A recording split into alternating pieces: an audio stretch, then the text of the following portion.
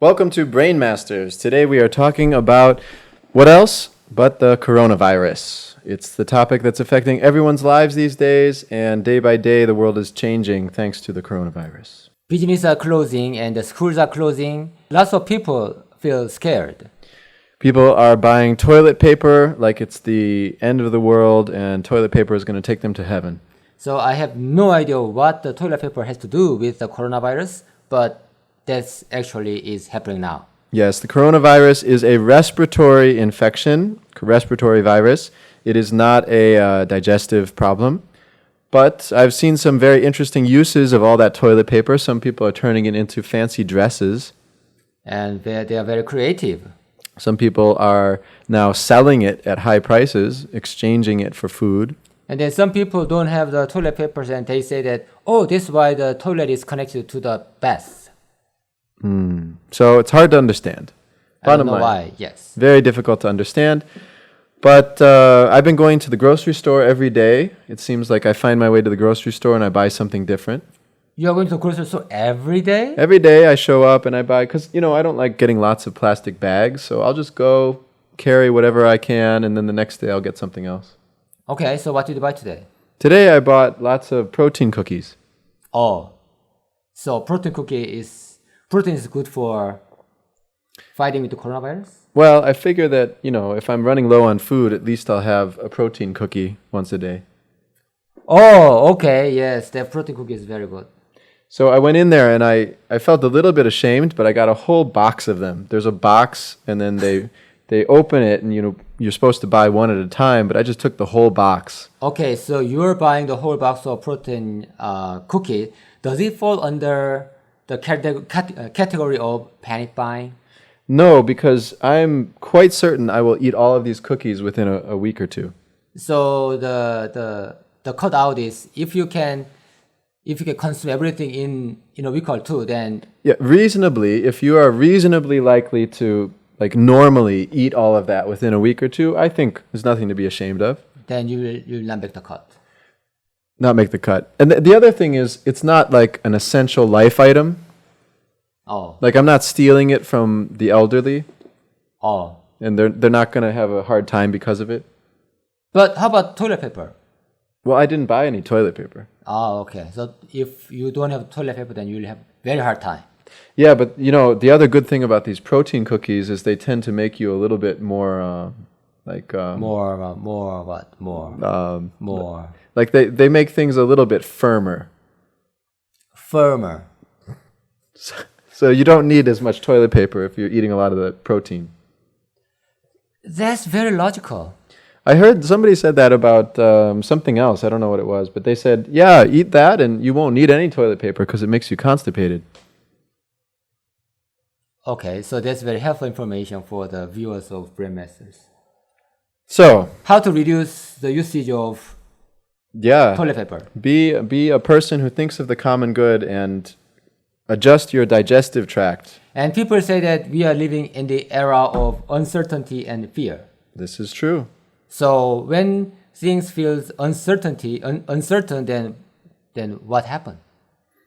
What happened? Yeah, well, that's the point. We don't know what's going to happen. It's either thrilling and exciting or it's nerve-wracking. So naturally, people will feel anxious. Anxious, yeah. If you're not on the side of excitement, then typically you're going to be anxious. Yeah. So the social problem, like feeling anxiety and doubt and uncertainty, is becoming a big problem. Big problem. And it does drive a lot of those behaviors like panic buying of large quantities of toilet paper. Yes. So, yeah, I don't know. The feeling anxious, what should you do? Feeling anxious? That's a big issue. Well, a lot of people understand that there's something natural about a virus affecting a population that has been, growing a lot. Mm-hmm. And in a slightly spiritual sense or metaphysical sense, it's making us slow down. Okay. So we have to take a break from our daily routines of watching TV and the sports and the economy and all that, and we have to just kind of take care of ourselves and our families and be present. Yeah, but actually, when you watch TV or media, Then, and if you happen to be able to watch the news, then it's very addictive, and the information is very sensational and it's very scary. Well, it is scary. Usually they're making a lot of scary, sensational news out of stuff that is not really important. Right, But this time, we can say the news is really important. right. And they don't have to try to make it that scary. Of course, the news programs still try to make it sensational, but it's much more real now. Yeah, of course, the virus thing is, we don't have a lot of information about this virus, so it is scary. But the thing is, it is important to stay informed, but we don't have to feel scared. Well, and especially because it's a new virus and the immune system being compromised seems to be the number one risk factor, then being scared is probably the last thing that you want to do because that weakens your immune system. All right, so negative emotions, like studies say that negative emotions negatively affect our immunity, right? That's right. So, yeah, there's a lot of interesting implications, kind of, can we stay positive? Can we stay healthy? Like, we know so much, but if we're not taking care of ourselves, the virus doesn't care. Right. So we have no control about the virus, but we do have control about what we do and how to react. Yeah, I mean, we really don't have control over the virus. I just read a scary article yesterday that was talking about the idea that the virus could mutate again. What? It said that the virus has mutated. I mean, you take this with a grain of salt. It wasn't a research study, but they said that the virus has mutated twice already. Even before we created antivirus. So the first thing is that it occurred naturally in animals, Yes. and we know that. And then those viruses in animals can be passed to humans, Right. but typically the virus can't be passed from one human to another unless it mutates. Ah. And so they said that at some point it mutated so that it could be passed from humans to other humans. I see. So it has already mutated. So that was one. And then they said there's a second mutation that's happened more recently. And that's what really worries people, is that if this thing can mutate so quickly, then we don't know when it might mutate again and affect people in a very different way. So, wow. Then we need to move quickly and create an antivirus. Well, the vaccine, they say is going to take a year. Take a year. Yeah. Well, and regardless of that, like, the basic fact is we can't know what's next, what's going to happen. And so there's a lot of social distancing and hygiene and reducing the risk factors. But how many people, it's not easy to follow them, to change your lifestyle. Yeah. So what you can do is boost our immunity. Well, that's one of the big things, because I've always felt like when you're trying to help other people, or when you're trying to deal with a big global threat, one of the main things is you can't just tell people what to do and then make them wait. It's the same actually with a medical diagnosis. Yes, we need professional medical care, but if someone is just waiting for the next test result, that's a really miserable way to live. It's nice to be able to do something, however small, proactively to improve your condition. And yes, it may not cure what you've got, but at least it can be something you put your energy into, and it makes at least some difference. And also, it is very interesting to see how different countries to react to this virus differently. Absolutely. So countries like China and Vietnam, they closed the cities, and they gave a very strict restrict that That's right. people cannot make a trip, or they cannot come out of the house and things like that. And it seems like it worked to stop the spread. Yes. And then I know South Korea implemented not exactly the same kind of strict procedures, but very active quarantine and testing. Yes. And that seemed to slow it. Right. They just opened all the information available to the public, and then they did not close down the business or something unless they have the evidence that the people who have confirmed infected visited that place. So it's a very extreme, but it's not the same as what China did. It's an extreme policy, but it's different.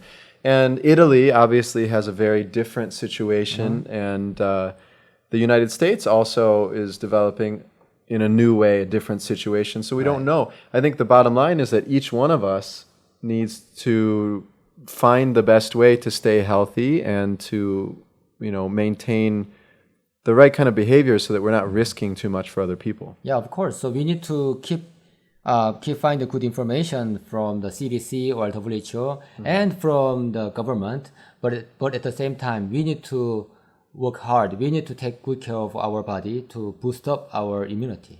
Yeah, and what is the number one thing that helps people's natural immune systems is overall health. Overall health. Yeah, I mean, of course, there's many studies about different vitamins, nutrition, sleep is important, but all of this falls under the category of overall good health. Not just one component of health. Yeah, you can't make up for the fact that you might not have slept well for 3 years, or you don't eat well, or you're under constant stress, or you have other diseases that haven't been treated.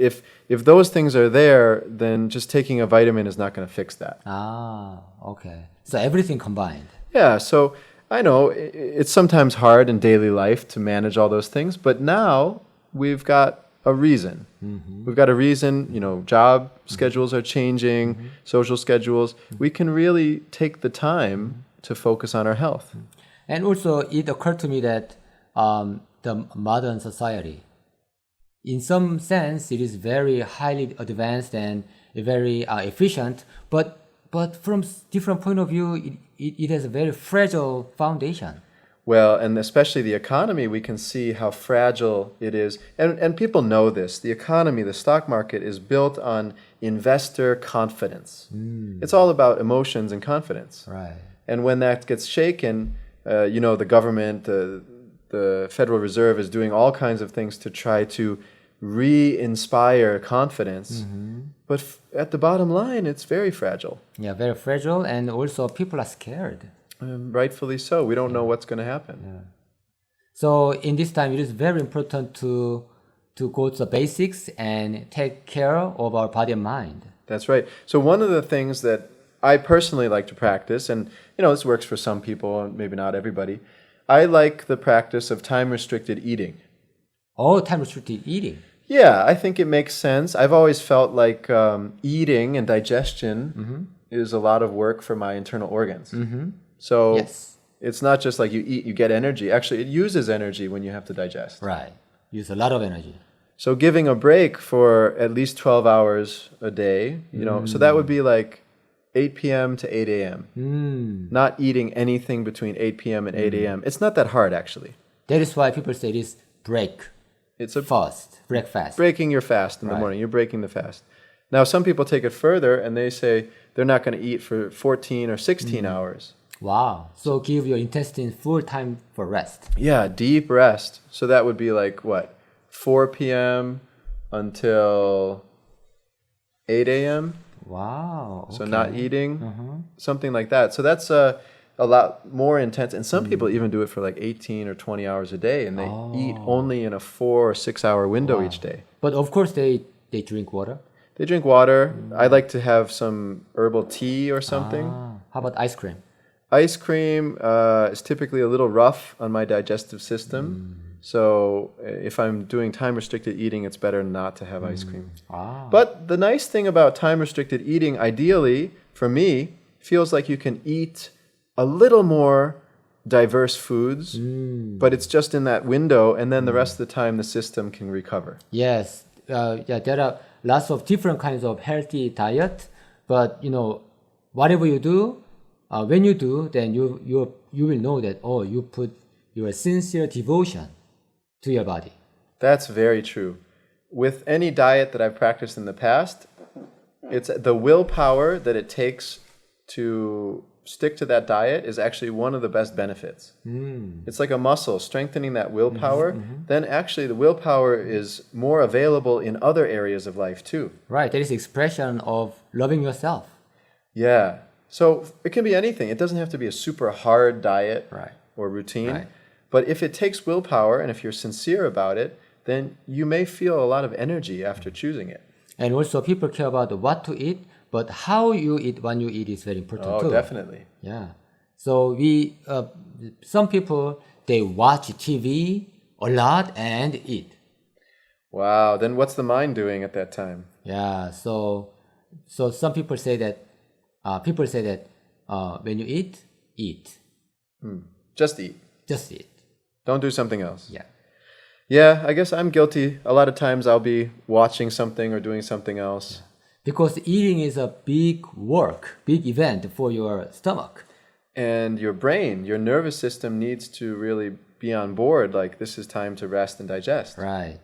Yes. So that's one of the nervous system, the sympathetic and parasympathetic system, Right. switches between Yes. fight or flight, which in a simpler way is just being active, being attentive, versus rest and digest.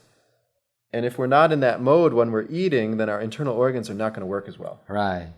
So it is very important to take good care of your body. Take good care of your body by taking good care and respecting the power of your mind. Yeah, and that is a basic concept of mindfulness. That's right. Yeah, so especially in these days, the last thing that you want is to lose your immunity. Right. And even though we don't know what's going to happen, it doesn't mean that we can't do a lot of good things to take care of our immunity. Yes. So even if the COVID-19 is gone, then you have no idea what will come next. So you need to get prepared and make your body healthy and boost your immunity as much as possible in your daily life. Yeah, but don't worry about it. You just got to do what is naturally healthy. Right. Yes. As you said, overall health.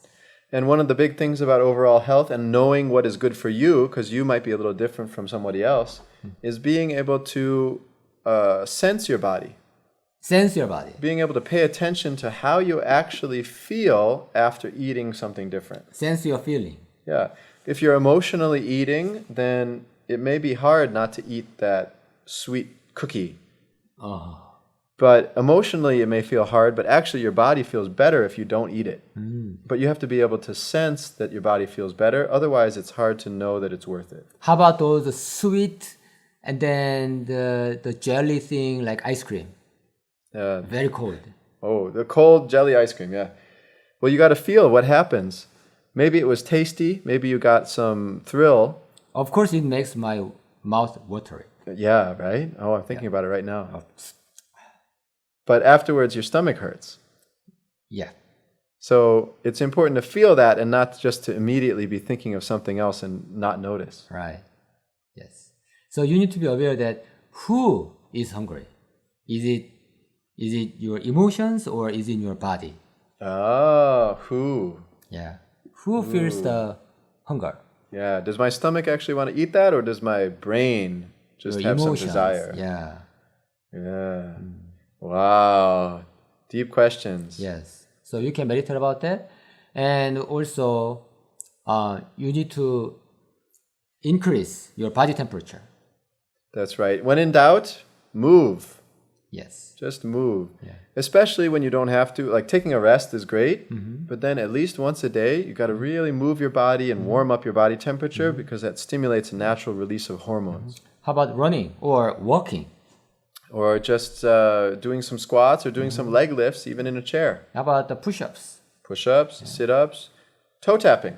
Oh, they are very good exercise. Toe tapping. And And how about vibration? Vibration exercise, dancing, Dancing, tapping. body tapping. Yeah. Yeah, all these things are All good. this, yeah. So anyway, we need to move our body. Move your body. Simple and effective way. Yeah, basically the COVID, this is really serious problem. So we need to be prepared.